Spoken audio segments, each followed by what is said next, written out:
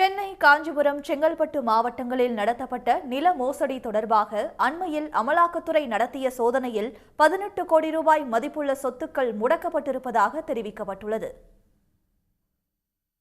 தேசிய நெடுஞ்சாலை ஆணையம், சிப்காட் ஆகிய நிறுவனங்கள் சென்னை, காஞ்சிபுரம், செங்கல்பட்டில் நிலங்களை கையகப்படுத்தியபோது அந்த நிலங்களுக்கு மோசடியாக உரிமை கோரிய பல்வேறு நபர்கள் போலி ஆவணங்களை தயாரித்து பணம் பெற்று அரசுக்கு பல கோடி ரூபாய் இழப்பீடு ஏற்படுத்தியதாக புகார் எழுந்தது. சாலைகள், பூங்காக்கள் உள்ளிட்ட பொது பயன்பாட்டிற்காக 1991ஆம் ஆண்டு அரசுக்கு விஜிபி நிறுவனங்கள் அளித்த நிலங்களை விஜிபி இன்வெஸ்ட்மெண்ட்ஸ் லிமிடெட் நிறுவனத்தின் பங்குதாரர்களில் ஒருவரான விஜிஎஸ் ராஜேஷ் என்பவர் முறைகேடாக உரிமை கோரினார் என குற்றச்சாட்டு எழுந்தது.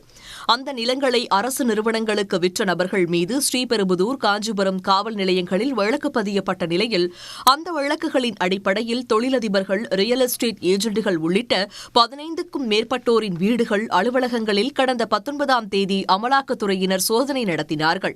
அப்போது நிலங்களை சிப்காட், தேசிய நெடுஞ்சாலை துறைகள் கையகப்படுத்துவதற்கு முன்னதாக அரசு நிறுவனங்களுக்கு ஆதரவாக பதிவு செய்யப்பட்ட பத்திரங்களை ரத்து செய்ய போலியான ஆவணங்கள் தயாரிக்கப்பட்டது உறுதியானது. இதையடுத்து 1.5 கோடி ரூபாய் ரொக்கம், 74 லட்சம் ரூபாய் மதிப்புள்ள தங்கம், வெள்ளிக்கட்டிகளும் அடங்கும். அத்துடன் வங்கிகளில் உள்ள 8 கோடியே 40 லட்சம் ரூபாய் மற்றும் 7 கோடியே 40 லட்சம் ரூபாய்க்கான பங்குகள் என மொத்தமாக 18 கோடியே 10 லட்சம் ரூபாய் மதிப்புள்ள சொத்துக்களை அமலாக்கத்துறையினர் முடக்கியுள்ளார்கள்.